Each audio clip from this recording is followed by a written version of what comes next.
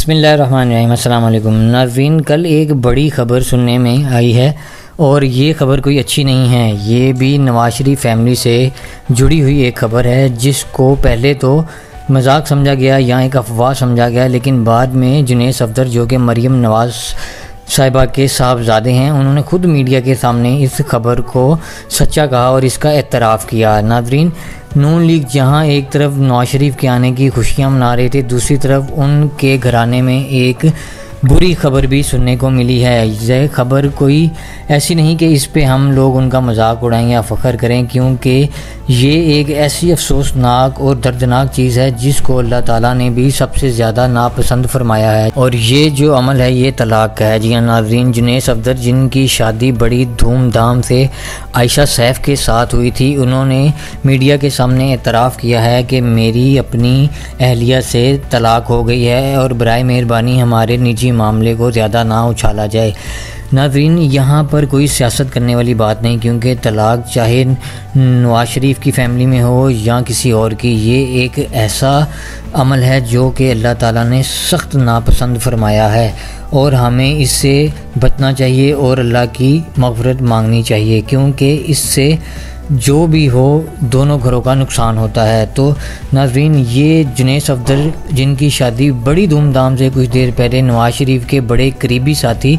जनाब सैफुर रहमान साहब, जो कि सेनेटर भी रहे हैं और कतर में इनका बहुत बड़ा बिज़नेस है, काफ़ी रिच फैमिली और यानी कि अमीर गिने जाते हैं, उनकी साहबजादी से हुई थी। लेकिन कुछ घरेलू चाकी और उनके आपस के कुछ ताल्लुकात अच्छे ना होने की वजह से सुनने में आया है कि जुनैद सफदर ने उन्हें तलाक दे दी है, और इस पर जियो है उन्होंने पूरा एक आर्टिकल भी लिख दिया है इस तलाक पर।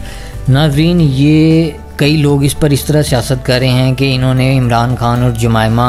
का मजाक उड़ाया, उनकी ज़ाती ज़िंदगी को टारगेट किया, उनको लेकर पता नहीं क्या क्या बातें की, उनको कभी इन्होंने यहूदी एजेंट कहा, कभी कुछ कहा, कभी कुछ कहा, फिर रेहाम खान को लेकर और अब बुशरा बीबी को लेकर। तो लोग कह रहे हैं कि ये उनको उस चीज़ की सज़ा मिली है, लेकिन ऐसा कुछ नहीं है। इस चीज़ पर बिल्कुल सियासत नहीं होनी चाहिए,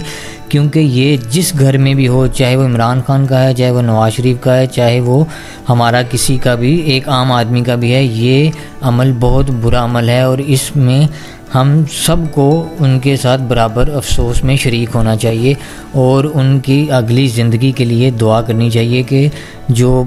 लड़का है और लड़की है, दोनों की जो आइंदा आने वाली ज़िंदगी है उनमें उनके लिए आसानियाँ पैदा हों,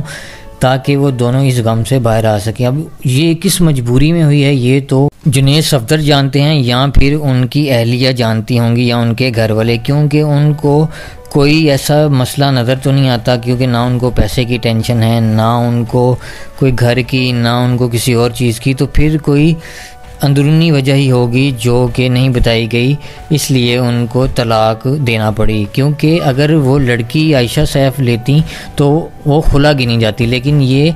मरीम नवाज़ के साहबजादे जुनैद सफदर ने उनको तलाक दी है, इसलिए ये तो वही बेहतर जानते हैं। नाज़रीन, ये मरीम नवाज़ काफ़ी दिनों से नज़र आ रहा है कि नवाज शरीफ की आमद के लिए जलसे जुलूस में काफ़ी मसरूफ़ हैं और उन्होंने भी कुछ ऐसी बात ज़ाहिर नहीं करवाई जिससे लगे कि वो कोई टेंशन में है। एक तरफ तो नवाज शरीफ की आमद की खुशियाँ और दूसरी तरफ ये तलाक की खबर। नून लीग पे लगता है कोई सख्त टाइम चल रहा है। हमारी तो दुआ है कि अल्लाह ताला हर किसी को इस बुरे अमल से महफूज रखे और हर किसी को एक अच्छी और खुशगवार ज़िंदगी गुजारने की तौफीक अता फरमाए। आमीन।